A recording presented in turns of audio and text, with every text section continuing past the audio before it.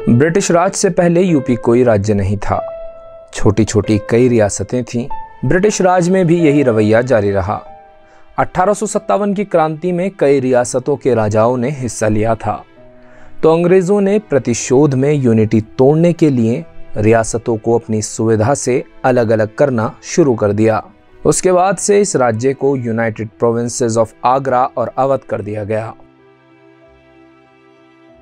बदलते बदलते 1 नवंबर 1937 को नाम हो गया यूनाइटेड प्रोविंसेस और सन 1950 में नाम हुआ उत्तर प्रदेश। पूरे भारत में यूपी एक अनूठा प्रदेश था। बनारस हिंदू यूनिवर्सिटी, अलीगढ़ मुस्लिम यूनिवर्सिटी और दारुल उलूम देवबंद जैसे बड़े शैक्षिक संस्थान यहाँ मौजूद थे। बिस्मिल और आज़ाद जैसे क्रांतिकारी यहाँ जन्मे थे, जिनसे पूरा देश प्रेरणा लेता था। यहीं से मोतीलाल नेहरू, जवाहरलाल नेहरू, मदन मोहन मालवीय और गोविंद बल्लभ पंत जैसे कांग्रेस के नेता निकले थे। यूपी के बुलंदशहर और अलीगढ़ के बीच एक रियासत छतारी थी।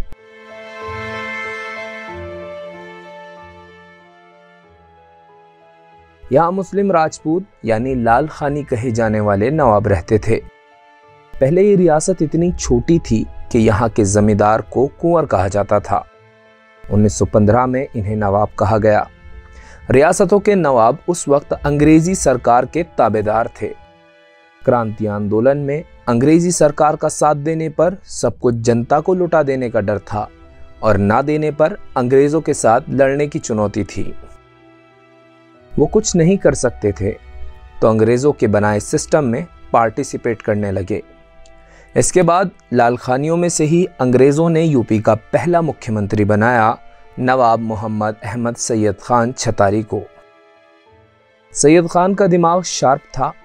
उर्दू और अरबी में उनकी प्रारंभिक शिक्षा छतारी के मदरसे में हुई, जहां वह 11 साल की उम्र में हाफिज कुरान भी बन गए। ख्यालात भी मॉडर्न थे। जिस वक्त जमीन की लड़ाई हुआ करती थी, ये कहा करते थे कि जमीन के बजाय मैं इंडस्ट्री लगाना पसंद करूंगा। 1919 के गवर्नमेंट ऑफ इंडिया एक्ट के बाद अंग्रेजों ने भारतीयों को अपनी व्यवस्था में शामिल करना शुरू कर दिया। जब इलेक्टेड डिस्ट्रिक्ट बोर्ड बने तब सैयद खान पॉलिटिक्स में आ गए। 1921 में इनके चेयरमैन बने। फिर वहीं से इनको यूपी लेजिस्लेटिव काउंसिल के लिए जमींदारों ने नॉमिनेट कर दिया। 1925 में होम मेंबर यानी मिनिस्टर टाइप की पोजीशन पर पहुंचे। बहुत ज्यादा पावर तो नहीं थी, फिर भी रिकमेंड करने भर की पावर थी, तो इन्होंने एक बदलाव किया। उस वक्त नौकरियां सिफारिश पर लगती थीं, तो इनका कहना था कि सिफारिश के बजाय क्लर्कों के लिए परीक्षा करा ली जाए। उस वक्त अहीर और कुर्मी जातियां नौकरियों से बाहर थीं, तो नवाब ने इनको प्रोसेस में शामिल करते हुए ओपन रिक्रूटमेंट की शुरुआत की। अभी ये छोटी बात लगती है, पर उस वक्त ये चीजें मॉडर्न और निष्पक्ष हुआ करती थीं। नवाब 17 मई 1923 से 11 जनवरी 1926 तक यूपी की कैबिनेट में मिनिस्टर रहे। मिनिस्टर ऑफ इंडस्ट्री रहते हुए नवाब को उत्तर प्रदेश में चीनी मिल और आटे की मिलों को स्थापित करने का श्रेय प्राप्त है। बाद में 1933 में उन्हें औपचारिक रूप से संयुक्त प्रांत के गवर्नर के रूप में नियुक्त किया गया और इस प्रकार ब्रिटिश भारत में गवर्नर के रूप में नियुक्त होने वाले पहले भारतीय नवाब मोहम्मद अहमद सैयद खान छतारी बन गए। नवाब छतारी ने पहले राउंड टेबल कॉन्फ्रेंस में हिस्सा लिया था। इंडिया से मुस्लिम डेलीगेशन आगा खान, जिन्ना, मोहम्मद अली, जफरुल्लाह के नेतृत्व में गया था। छतारी भी इसमें थे। फिर 1931 में नवाब मिनिस्टर ऑफ एग्रीकल्चर बने।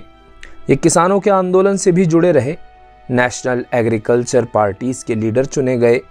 फिर जब गवर्नमेंट ऑफ इंडिया एक्ट 1935 आया तो नवाब को 1937 में यूपी का चीफ मिनिस्टर बनाया गया।